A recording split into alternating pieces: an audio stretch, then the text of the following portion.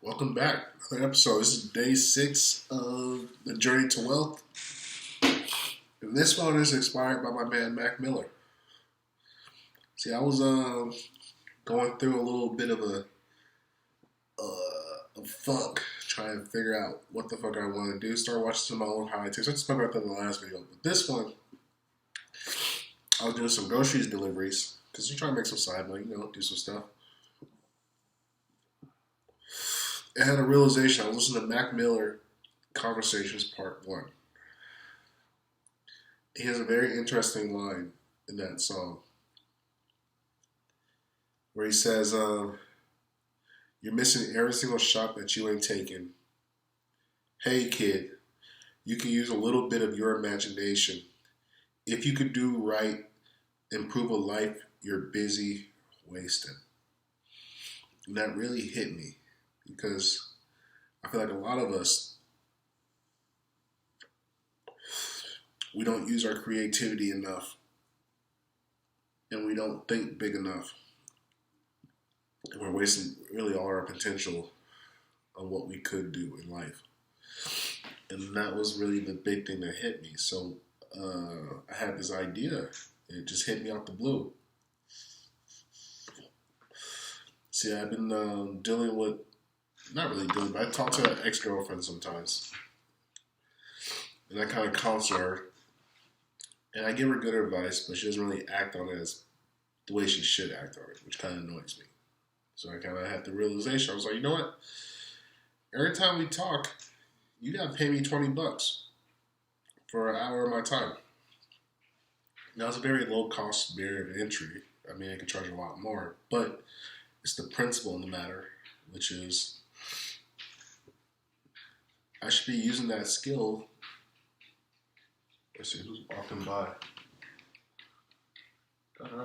Yeah, I should be using that skill to make some dough instead of just wasting it on one person. So what I did is I changed my dating app profile and I changed it into a personal trainer slash women's success coach. And you know what was interesting? What happened? I instantly gained about 10 matches this day.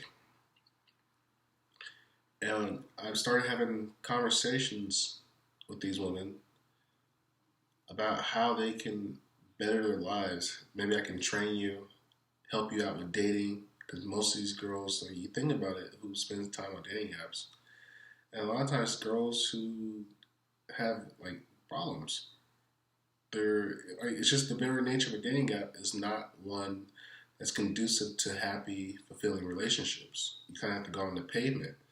So I realized this is a great niche slash population that really needs my service. A lot of these girls are a little bit overweight, or they can use a trainer.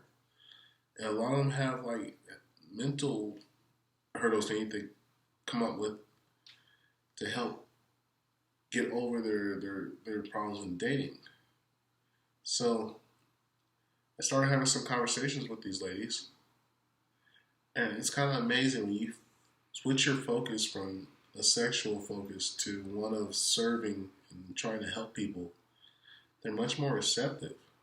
See, a lot of times when you're on these dating apps, you are just trying to get laid and they don't respond back, they don't give you any attention, they don't really care to listen to you. But when you ask them questions about their life and what's going on, they're much more responsive.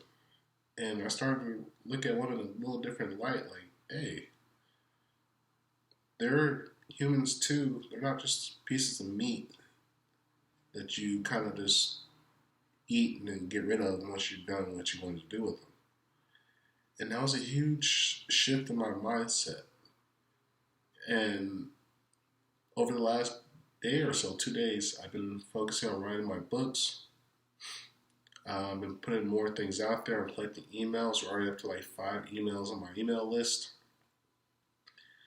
And just the productivity of trying to say, I'm trying to help you and give you a service that can help benefit you, it changes the perspective of people. They become more human to you. You start to see the little quirks, their goals, their dreams, their aspirations. And from that, it's like I got much more fulfillment. I'm much more happier in helping these people. So that was a huge shift. And I had a friend give me a call today, and we talked on the phone for maybe about 20, 30 minutes. And he said, man, I was thinking about you, bro. And dude, you got all these different skills. Like you're a teacher, you know how to train, you can write.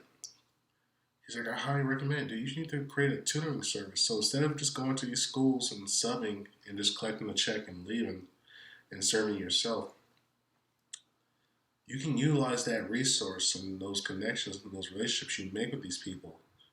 And you can do a lot of good and add some value to some of these kids' life. A lot of these kids, they're underserved, they're underprivileged. They don't have the ability to be taught in the same manner. So I'm working on a couple different projects, and like this quarter is kind of already done.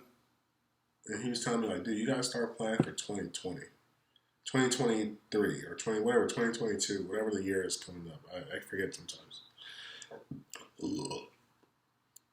And I had plotted out my chart and my course for 2022, and I'm pretty happy with it, man. I had a shift in mindset. Like, it's gonna be all right. You're gonna get what you need to get out of this life. But you gotta stay diligent, focused, and understand. You gotta be creative, man. You can't be just wasting your life doing what everybody else is doing, because you're not gonna get where you need to do. And he was telling me like, dude, you gotta change your mindset from like, even like you say 1,000. Like, say I want to make, like, my goal is like $10,000 a month. If I can make $10,000 a month, I'll be so happy. But he was saying, nah, bro, cut that.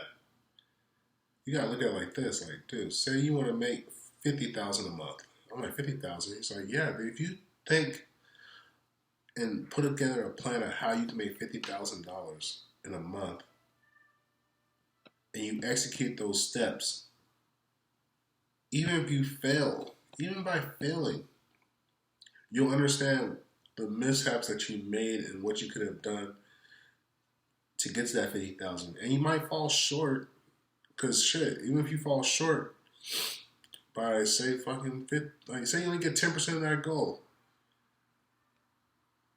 that's still close to 2 G's. And I'm not saying 2 G's is like a bunch of money, but that's 2 G's you would have made using your brain, thinking way bigger than what you were thinking. Or no, 50,000 a month. My apologies. Yeah, if you 10%, whatever. Anyway, $5,000. You would have made $5,000. But you would have made $5,000 and you only did 10% of what your goal was. So imagine what happens if you refine that process and make it better, and you get to the point where you're doing 20% of that goal the next month, then 30% of that goal the following month, 50%. Now you're getting up the numbers, and eventually these numbers don't sound so crazy to you. Like, he was telling a story about a man.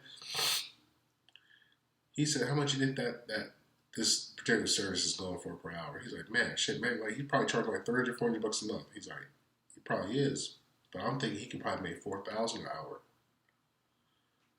And when you start thinking in those type of terms, you realize that money and value and things like that are just it's so much more just your mind. You change. And that was the change that I noticed for myself. I realized how creative I am, and I'm wasting my creativity on things that don't need to be wasted on. And it was just a shift. It was a change. And with change comes growth and new challenges, and you have to accept those challenges and understand you're going to get better out of it. I think a good example of that is Kanye, man. Kanye was $5 million or something like $50 million in debt, and came out in 4 to 5 years damn near a billionaire.